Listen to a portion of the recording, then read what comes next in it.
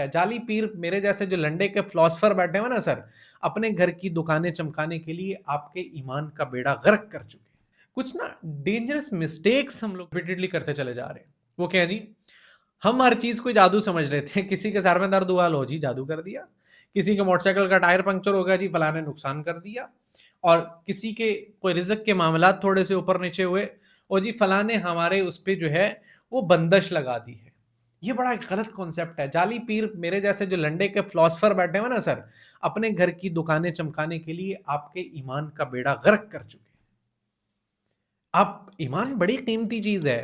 بابا جی بیٹھے ہوئے ہیں, نہ ان کو نماز کا پتہ, نہ قرآن کا پتہ, نہ حضور پاک علیہ السلام کی شریعت کا پتہ, نہ ان کے حلیے کا پتہ.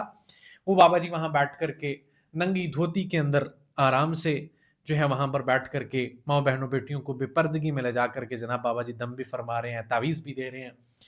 یار میں لعنت بھیجتا ہوں اس طرح کے یقین رکھنے والوں کو. بھی شریعت کا ایسی چیزوں سے کوئی تعلق نہیں ہے. جس بندے کو خود شریعت کے مزاج کی تمیز نہیں ہے, وہ آپ کے ساتھ اور کیا کرے گا؟ آپ کے ایمان کا بیڑا غرق نہ کرے اور کیا کرے. اور ایک جب اللہ جل شانہ کی ذات عالی کو چھوڑ کر کے کہیں اور نکلے گے نا, تو اللہ ایسے لوگوں سے بیڑا غرق کرائے گا. ایک میں واقعہ تھوڑا سا نامناسب سا ہے, میں آپ سے شیئر کرنا چاہوں گا. جنگ کے قریب یہ سچا واقعہ پاکستان کا. وہاں پر ایک بابا جی تھے, جی بابا جی ننگ شاہ کے نام سے مشہور ہیں. اور جاہلیت کی ایسی انتہا کہ بابا جی بغیر کپڑوں کے لیٹے ہوئے, لوگ جا رہے ہیں, جا کر کے ان کی شرمگاہ سے بال اکھاڑ کر کے لا کے اپنا علاج کرا رہے ہیں.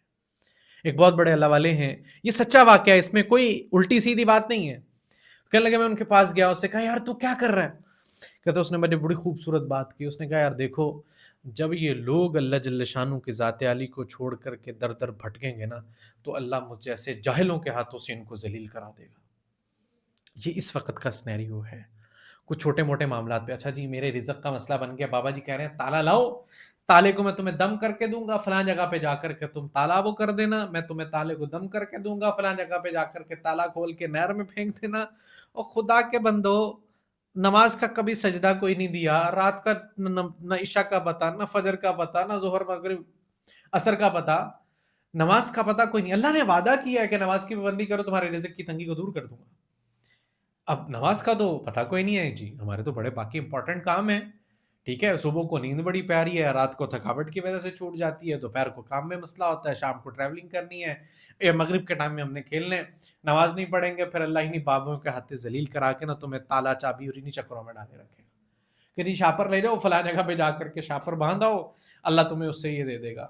اچھا تمہارا یہ مسئلہ ہو گیا, یہ جھاڑو جا کر کے کسی بابا جی کی قبر پہ رکھا ہو, اس سے تمہارے یہ مسئلے حل ہو جائیں گے. اللہ کے بندو, جو خود موت سے نہیں بچ سکا, اس پہ جھاڑو رکھنے سے تمہیں کیا فائدہ؟ میں سب کی بات نہیں کر رہا, اللہ والے ہیں جو بالکل حق اور سچ ہیں, لیکن سر کوئی 10% بڑی مشکل سے ہوں گے, 90% میرے جیسے لنڈے کے فلاسفر بیٹھے ہوئے ہیں. ٹھیک ہے, جن کو یہ پتا ہے کہ آج مرید آئے گا, اس کے گھر میں دال پکے یا نہ پکے, وہ بکری بیچے, وہ بچڑا بیچے, شام کو پیر صاحب کے ہاتھ کے آ کر کو بوسا بھی دے گا, جو پتہ نہیں پیر صاحب واش روم سے ہو کر کے بھی ہاتھ دھو کے آگے بیٹھے ہیں کہ ویسے گندے ہاتھوں کو بوسا دے کے چلے گئے. یہ اس وقت کی جاہلیت اور حقیقت ہے یہ بات. تو جب سر ان چیزوں کے پیچھے پڑیں گے نا سر, تو اللہ پھر جو ہے ایسے لوگوں کے ہاتھوں ذلیل کرائے گا کہ جی میرا فلاں جگہ پہ تعلق ہے, میں پیسے دے کر کے دل خرید رہا. جی بابا جی کہتے ہیں کہ جی اتنی دیر میں محبوب آپ کے قدموں میں, وہ بابا جی کے خود چلتے ہوئے قدم لڑکھڑاتے ہیں, لیکن دوسروں کا محبوب قدموں میں لا کر کے رکھ دیں گے. اب شریعت کے اندر اللہ نے حکم دیا کہ جو کام کرنا ہے تم استخارہ کرو, استخارے کے بعد کام کرو, اور استخارے کا بڑا اللہ نے آسان سا طریقہ دیا ہے. بھائی 2 رکعت نفل پڑھو, بہتر ہے کہ پہلی رکعت کے اندر سورہ کافرون اور دوسری میں سورہ اخلاص پڑھ لو, نہیں تو کوئی بھی وہ پڑھ لو. اس کے بعد آپ گوگل پہ بھی سرچ کریں گے نا استخارہ کی دعا سمپل لکھ کے, تو اس پہ دعا جائے گی, اللہم انی استغیرک بعلمک واستقدرک بقدرتک. یہ پوری ایک دعا ہے, حدیث سے ثابت ہے. تو آپ 3 دن 5 دن 7 دن جتنا بھی اللہ آسانی سے 2 رکعت نفل پڑھنے کے بعد درود پاک پڑھیں, سورہ فاتحہ پڑھیں اور اس دعا کو پڑھیں. اس دعا کا کبھی ترجمہ پڑھ کے دیکھیے گا, تو اللہ جل شانہ آپ کے کاموں کو خود ہی سنوارتے چلے جائیں گے. اب جب باری آتی ہے نا کہ جی وہ فلاں بابا جی ہیں, پیر صاحب ہیں, ان سے استخارہ کرانا ہے, تو سر وہ پیسے لے کر کے استخارہ پتہ کیا کریں گے, وہ پکڑیں گے تسبیح, اور تسبیح پکڑی جتنے دانے آئے اس کو ایون اور آڈ کی کاؤنٹنگ میں کاؤنٹ کرنا شروع کر دیا. سادہ لفظوں میں جس کو طاق اور جفت بولتے ہیں کہ جی اچھا اگر تو آ گیا طاق, تو آپ کا کام بابا جی ٹھیک قرار دے دیں گے. اگر وہ آ گیا جفت تو بابا جی کہیں گے آپ کا کام غلط ہے. یہ حقیقت اس وقت دنیا میں ہو رہا ہے. اور جو اس سے بھی بڑا اللہ والا پیدا ہو جائے نا سر، وہ کہے گا کہ میں پڑھ رہا ہوں آپ کی تسبیح کے، میں نے 11 وہ ایسے رینڈم دانے پکڑے، ایک پہ کہا خیرن یرا، دوسری پہ کہا شرن یرا، پھر کہا خیرن یرا، پھر کہا شرن یرا، اور اس پہ آپ کی تقدیر کا بابا جی نے 500-700 روپے لے کے فیصلہ کر دیا.